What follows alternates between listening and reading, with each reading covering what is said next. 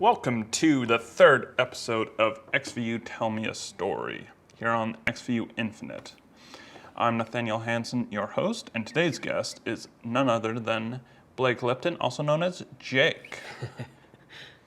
That's right, Jake Tipton, my evil twin brother, but just Blake here today. I'm glad to be joining you, Nathaniel. It's great to have you here. And I'd much rather have you here over our good friend Jake, because Jake he's not much of a talker, is he? Yeah, no, not much of a talker, but more of a troublemaker. He really has a knack for just annoying Logan as much as possible, I think. Very true, very true.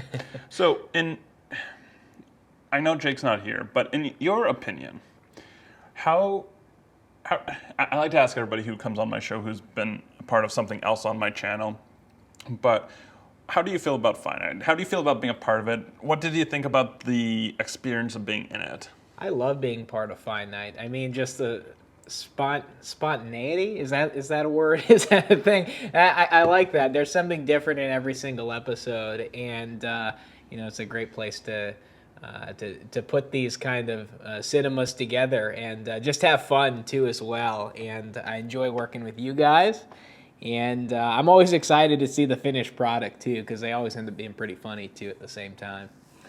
Yeah, they really are, and I always love how the randomness of how it happens because because it was literally like the whole Jake thing appeared when you watched one of the older videos that weren't really Finite related, but you're like, hey, I want to do this, and then we were like, all right, let's make it happen, and then all of a sudden Jake was birthed.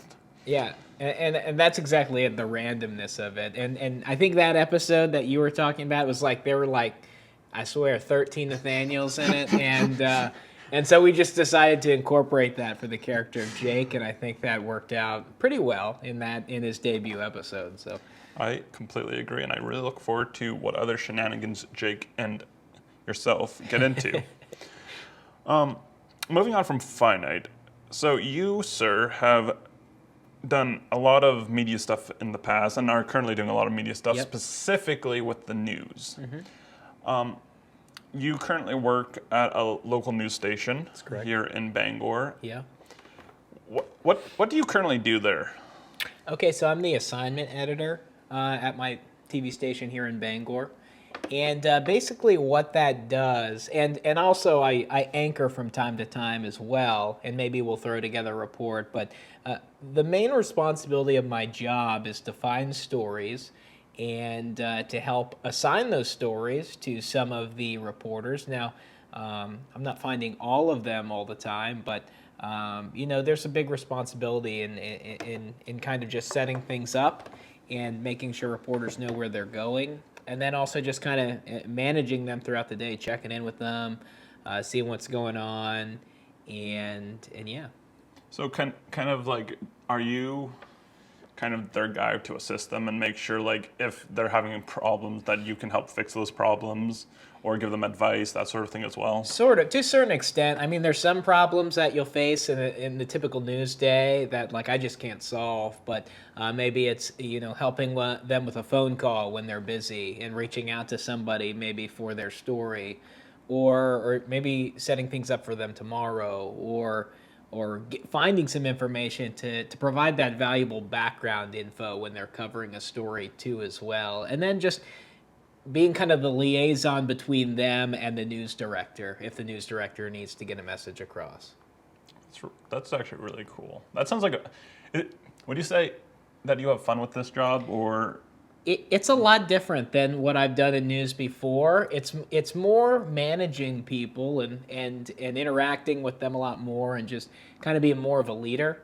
And so it is a lot of fun, but at the same time, it's like, I'm still getting used to it too. I'm trying to do the best I can and, serve people as best as I can because I think that's when it really works. So I'm not perfect, but it is a lot of fun. It really is. So what have you done before this job, like in the news? So basically, since I got out of college, I've been an anchor, and there's been reporting that goes along with it. But I think anchoring has been kind of my main thing. I'd say it's probably the thing I'm the best at. I've just had a lot of practice over the years. Whether, coming out of college, I had some experience with some good internships. I got to thank Comcast Sportsnet Mid-Atlantic for giving me a shot to do a demo tape that ended up getting me this job in Bangor, 4 or 5 years ago. And but when I came here to Bangor, my first job was the morning show, and that would consist of getting up real early, producing the show, putting it together, and then going on air for 2 hours and reading stories and interacting with guests and interviewing guests too, and setting them up and getting them in the studio. And there's been a lot of interesting people come through for those, and we've had a lot of fun with them. And then I've had some other ventures in news too as well, still along that lines of anchoring and reporting. So you mentioned some interesting people. Who might you say is the most interesting person you've interviewed? Oh man, that's hard. This one doesn't have to actually relate. This one doesn't relate to Bangor per se, but I think the most amazing, the one I just can't get over that actually happened was when I was in Tennessee at my second job, and Dolly Parton had a premiere for her Netflix series, Heartstrings. And they had a red carpet event at Dollywood. I'd never been before, and my boss was like, hey, you want to go to Dollywood and do this? And so as we're there, we're interviewing people that are part of it. They're famous Hollywood actors, and so I'm feeling like, and there's all sorts of TV stations like Entertainment Tonight and things like that, all these big ones, and we're just some small local news affiliate. And here comes Dolly Parton down the red carpet. And I actually get a chance to ask her a couple questions and interview her a little bit just about her Netflix series. And just the fact that she was standing like literally right in front of me. And you think about how she's touched so many people's lives. And I mean, it's just incredible, like just a nobody like me getting a chance to interview her. Like that was really it was unreal, kind of. That's crazy. Yeah, it really was. I couldn't believe I couldn't believe that this was it was just right there, and I didn't do anything special. Just that's kind of how the cards fell that day. So gotta love those random chances. Yeah, that's really really neat. Absolutely. I want to talk a little bit about news in general. Yeah. And this doesn't necessarily have to go with local, but in a generality, what is newsworthy? Or is there a line that decides when something isn't newsworthy?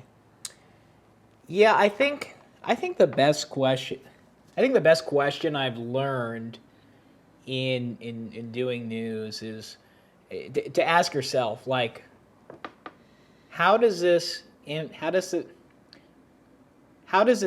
our viewers, essentially? And how does it relate to them? And how does it impact them?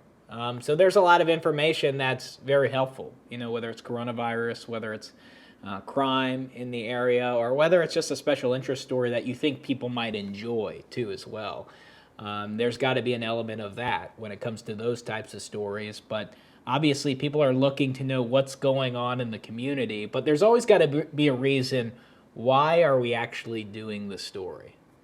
So I think that's really kind of the main thing of what makes a good news story. Now, there's a whole bunch of different types that I could throw out there, but I think when you come to the nuts and bolts of it, it's what interests our viewers and what would serve them well knowing this information.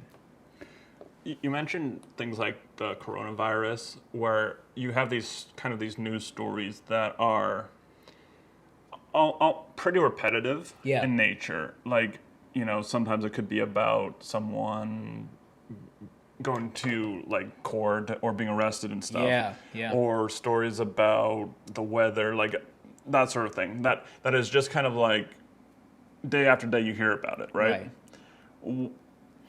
At what point do you say, enough, let's stop talking about this and move on?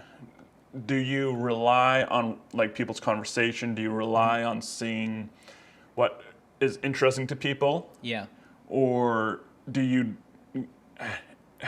find that you have like an ethical decision to be like, okay, we've talked about this enough, let's move on to something new that's important now and not a few days ago, or Yeah, so in court cases, there's a lot of things that can get bogged down in between the start and the finish of a trial or something like that. Um, but if it's an important enough case, if it's something that really was just like known in the community, it's just something we want to do our due diligence and follow it, and just let people know what's going on. It may not be always the most interesting thing, but I think once you start it, sometimes you have to see the process through too as well. Then when it comes to other stories, it's really, yeah, you gotta really just look at it as like, is us continuing to cover this possibly beneficial for other people, and is it going to serve them in some way, shape, or form? Now, sometimes it doesn't, and sometimes it should, but people disagree with like some of the information we're just relaying to make sure people either are safe or are in the know, X, Y, and Z like that. So, How much opinion goes into the news? Like, how often do either news editors or producers decide, okay, I don't think this is true, so I'm going to say we're going to go with this side of the story instead of yeah. the flip side, let's say? Well, honestly, that's never the goal, but then again, we're imperfect people trying to run a news organization. So we all bring our biases to the table, but I think in local news, it's a little bit more like, hey, let's try and get both sides of the story here as best as we can, and put that information out there and not kind of write our own opinion into the story. Now, does that happen sometimes? Sure. Sometimes it gets through. But for the most part, I think local news does a lot better job at kind of just like, here's what they say. Now, again, if you give one person a story and you give another person a story, they're going to write it differently by the way that, maybe they see the world, or maybe based on what's happened to them in the past. They might think something's more important to let people know than others, but they were both said. Both these things that they want to report were said, and are were actually that person saying that actually happened. And so I think too, when you get into more of the national side of it, you're on 24-hour news cycles, and you got a lot of time to fill. So there's a little bit more opportunity for editorializing and discussing things a little bit more. And that's, of course, when opinions can get into it. And unfortunately, sometimes people take those opinions as cold, hard facts. So when it comes to local news, I think we try to stay high and dry. I'm sure there's people in some places that run certain stories because they like something or they don't like something.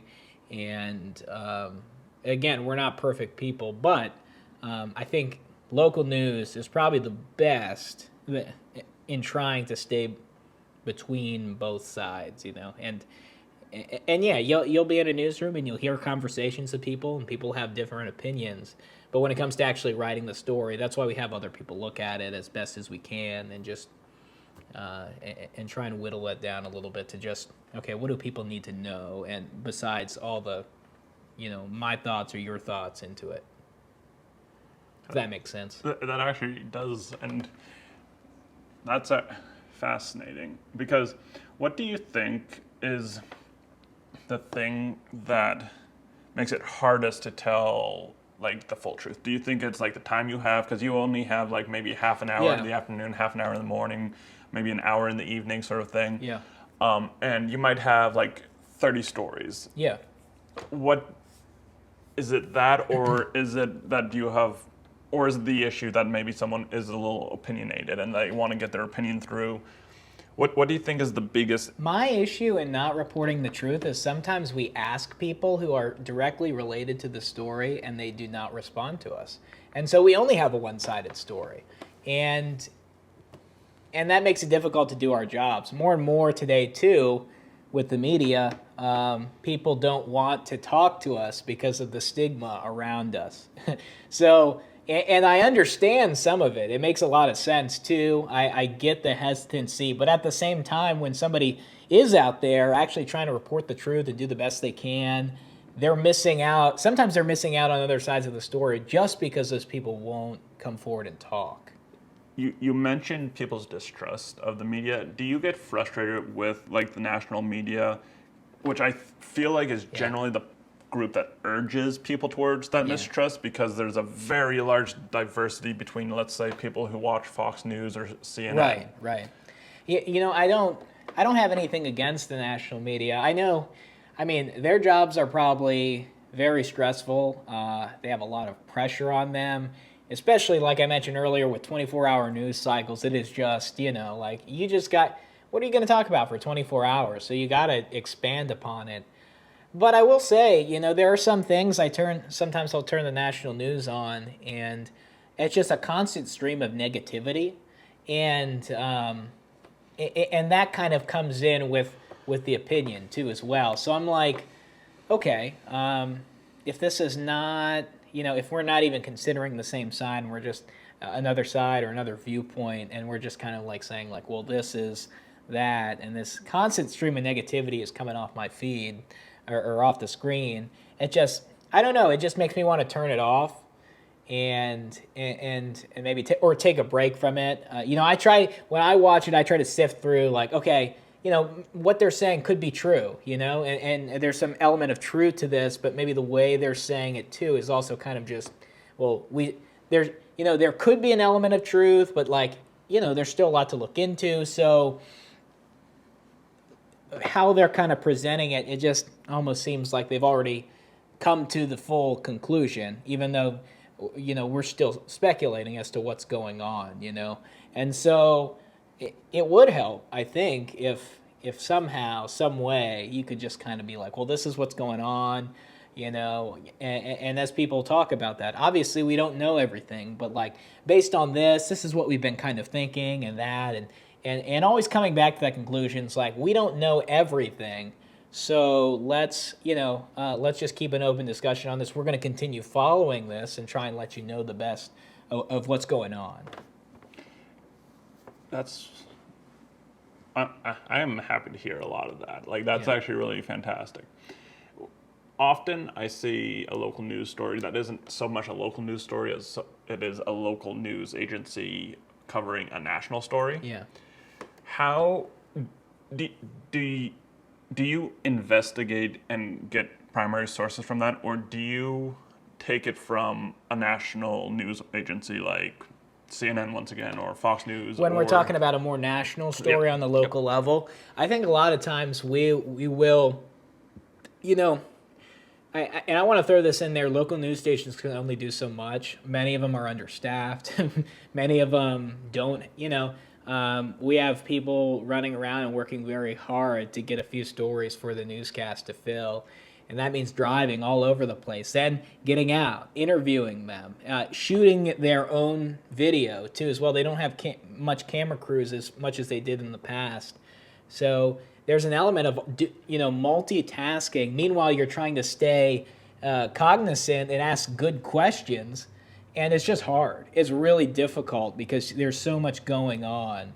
So I want to say that before we get into anything, but as for national down to local, I think a lot of the times, we refer to some of the national news feeds to just kind of get some background information as we're doing stories and things like that. Obviously, the ideal way you do that is you kind of sift through and see like, okay, what's being talked about? What are some of the hot button issues? You don't look at it and say this is fact, but hey, like, okay, and then take that story and say, how can we like apply that to a local level? Like, oh, there's a nationwide school bus shortage. Let's call around to a few places around here, see if that's the case, It usually is. That's why it's a nationwide thing. But, there has to be some also following up, too, with that. And so there is an element of just relying on some of the local news stations. They subscribe to, like, AP, and depend on what their broadcast kind of what their broadcast affiliate is. They'll have like an extreme reach or something like that where they can pull some content, but You know, most of the most of hold on, I just lost my train of thought here. You're good. Yeah, so a lot of it is them just we do some background research, but then we go kind of report it. So Do you when when you pull a national story, would you usually do it to fill in gaps if you have a slow news day, or would you do it if you think it's important locally, or both? both definitely. Sometimes in the main newscast for the local news, you just want to put local news in there because like that's what they're here for. If they want national news, they can go somewhere else. But if it's something huge, like yeah, we will definitely put some national news in there to let people know about it. A nationwide thing, a very serious event or a big event that just like it's captivating or interesting to the audience. Yeah, we got to get that in there because that's part of our responsibility to let people know important information. But at the same time, there are slow news days, and it's just tough to fill a show. So you got to find you got to find a few things to put in there and take up some time. But more often than not, I'd say there's a balance of both. I think, yeah. Okay, okay, that's fair. Do you ever get a feeling when you're telling a story that it's going to go viral? And if you do get that feeling, or if you know a story is just you're just like, this story is really interesting or really cool or really important to the point where it's like people are going to pick it up on Facebook or social media and be like, what is this? What's happening? Can we talk about this? Right. What is that feeling? Is there a specific kind of story that often is? Yeah. If you could talk about that a So little bit. yeah, I'm glad you asked that question. There is one of those actually has to do with that local national kind of relationship. Is sometimes there'll be something that happens nationally, and you may know somebody in your area that was directly impacted by that, like a serious crash or a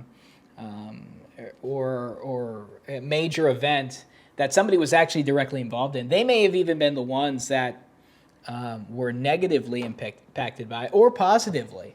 And so those are just huge stories, and that's going to be big because if it's news to the nation, it's going to be news to your community if somebody they know is involved with that. Also, too, with special interest stories, I don't know how to describe it. There are just some stories you look at and you're just like, this is totally wild, this is cool, like people are going to love this, and there's a whole range of things, and I don't want to get too kind of just generalizing with it, but there's some things that just bring a smile to your face, and they're definitely something you just, when you see it, you're just like, I know the community's going to really like this story. So those are kind of along the lines of what I'm thinking of when I see something, and but then also too, breaking news can also be kind of the same way, depending on what it is. Something happening immediate, and it's a big event in relation to your community. So, and that can go a multitude of ways in what that exactly is. Interesting. That's actually really cool. There's been a tendency recently not recently, let's be honest. It's been over the last few years, if not the last while, where often you have comedians who are either on late night or something like that, who then are almost playing the role of the news. Yeah. Do you think that is beneficial? No, I don't, because a lot of these are big public figures and they're well respected, and I don't think it helps. Yeah, honestly, I don't think it helps because they have more leeway to bring their bias, and obviously they're a personality, so they can kind of just talk on. But because they carry so much influence, it can really skew people's thoughts of like what's actual truth. So like the news could be reporting everything they know from like top officials or things like that, and a comedian could get up there and say, well, I don't, like this is a bunch of hocus pocus, make a joke about it, and people laugh and they might even think of it as a joke at first, but it's kind of like it gets ingrained in them after a while, and then they start to believe it almost as true. So I think there's got to be you got to be a little careful. Obviously they're comedians too. They got to talk about something. They got to be relevant, but it's also hard. And maybe there can be more of a disclaimer that it's like, well, this is just my thoughts, but this is kind of what's funny about this. Continuing down this line of thought, social media kind of plays a huge impact in everybody's lives, or most people's lives at least, where often the news is now coming from friends who say, hey, I read this somewhere, or I watched this, or they share a video of one specific. Do you find that to be positive or negative? And do you think people should try to stay more in their lane, where the public is the public? Yeah. But when you have scientists, that's their job is doing this, whatever scientists do. Yeah. News people, their job is to do whatever the news do. Police, same thing, and all of that. Or do you think we're getting into this place where it's almost open field, that everybody is a reporter, everybody is a scientist, everybody is a religious figurehead sort of thing? It's really hard to answer that question because, in every field, you got people that don't do the right thing. And if everybody just stays in their lane, some of these folks that aren't doing the right thing are going to tell you wrong information and hurt you. And so, as the news, part of our job is actually to ask those people questions and follow up and see like, hey, like, are you actually doing this? Like, why don't these things match up? And which is more and more difficult nowadays with everybody just wanting to stay away from the media altogether. So, there has to be a little bit of interaction, but at the same time, there's just so mistrust on all lanes that there is no dialogue happening and people don't want to hear anything other than what they've already believed. And so, or they have been thinking for so long. So there needs to be a little interaction between them all, but like at the same time, somehow trust has got to be restored in each one of those lanes, as you would call it. But, again, we live in an imperfect world, so it's kind of like, how do you do that? At the end of the day, you're trying to do the best you can with a broken system in so many ways, and a broken world, too. So it's like, sometimes the best answer is to do the best you can. But, yeah, I think there needs to be some interaction between the two. We exist together because, like, we can either make each other better, challenge each other, build each other up, or confront each other, in ways that we are falling short.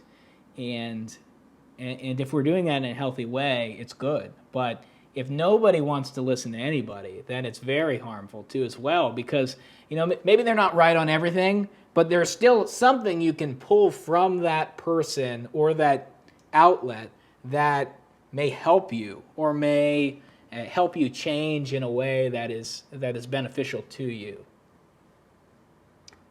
That's fair.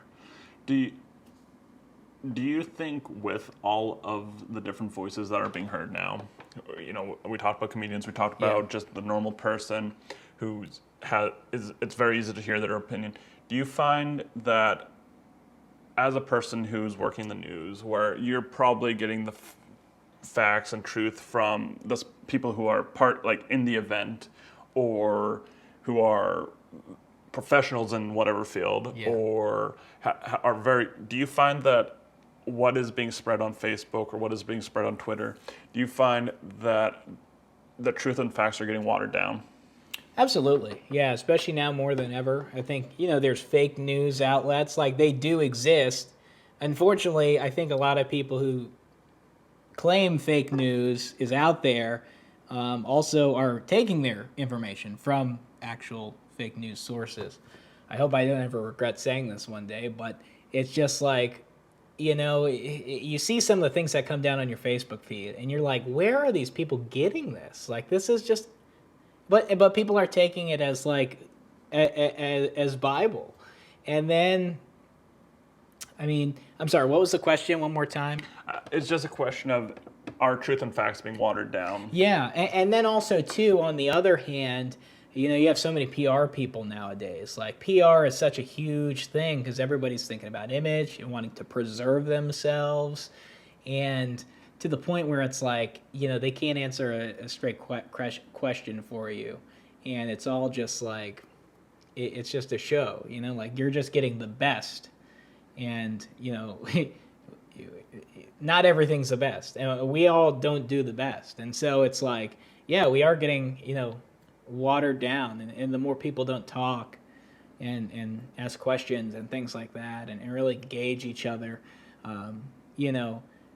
we're losing a lot. But unfortunately too, on that regard, it's done it when we do that, we do it in a malicious way, and that's why people close up and they don't feel like they can talk about things. And I understand that aspect too as well. We question people and go after people in a malicious way instead of just being gentle and being like, well, why don't you do this? Or why isn't this working? Or this said this, but why that? And instead we're yelling at them, and immediately people are like, raising our voices or just going, head to the wall with some of our confrontation, and it's just like, that make anybody back away, and again, I think we all know we don't do everything right, so it's like, we just need a little bit of grace too, as well, as we talk with other people about really important issues that need to be talked about too. I completely agree with you, and I think that's a great stance to have. With that, I have one more question before we close off here. Yeah. What is the most enjoyable or your favorite story you've worked on? Oh my gosh. I know, it's a toughie. That is really tough. I should have had this one before I came on. So I could give it a thought. Man. Or even just, what is one that is very favorable in your memory? Well, now I can't bring this one up. It was just like, it was too funny, but it's also like mildly inappropriate too, as well. So like, but it was an actual news story that I covered. And I just couldn't believe what I was seeing. I guess I have to maybe I had to tell this. Like so there was like this complaint, when I was in Tennessee, there's this complaint filed by like a neighbor to the sheriff's office that said, this guy has a tanker on his property that's sitting right next to his property, and he's spray painting, expletives on it and pointing it at his house.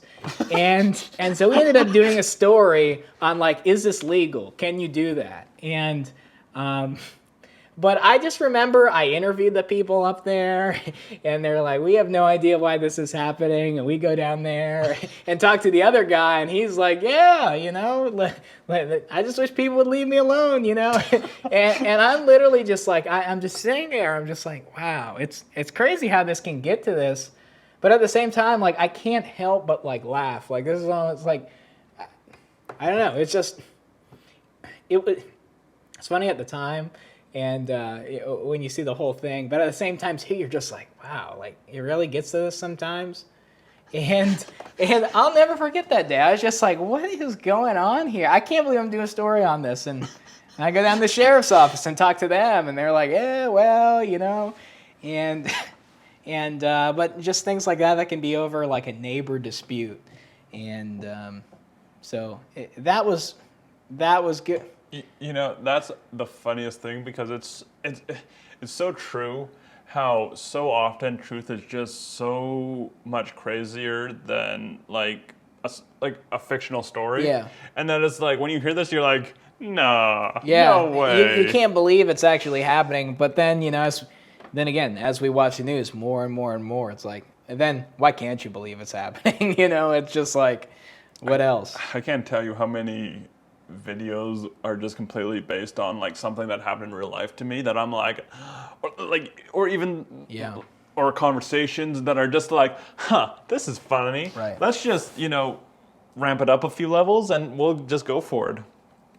But that's really, I like that one always said, I just could not like get over the fact that I was like covering this. I just thought it was like, and it was a legitimate tank. Like it was just a water tank that the guy just he wheeled it down he wheeled it over to the. I can't remember if he actually wheeled it himself or it was just sitting there, but he just spray painted, blank, whatever on there, and it just face it toward his house, and the other guy had kids and stuff like that, and the other guy was saying like, well, he's been causing me trouble, and it's just like, this is the thing where you're just like, can't we just all get along, But at the same time, I don't know everything about that story. It's just we try to focus more on like, is this something you're like actually allowed to do in this area?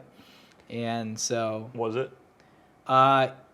Yeah, actually it was. It was on because it was on his. I actually probably shouldn't say this on here, so I'm not gonna go. I'm not gonna go. It's just so people don't get any ideas and everything like that. We can talk a little bit more off this, but yeah, short story. Yeah, it was in that area for an understandable reason, but it's just one of those things where I don't think when people made laws, they were ever thinking somebody would do something like that. There are some crazy laws. We'll have to talk about that sometime, maybe. Yeah. Some of the crazy laws out there.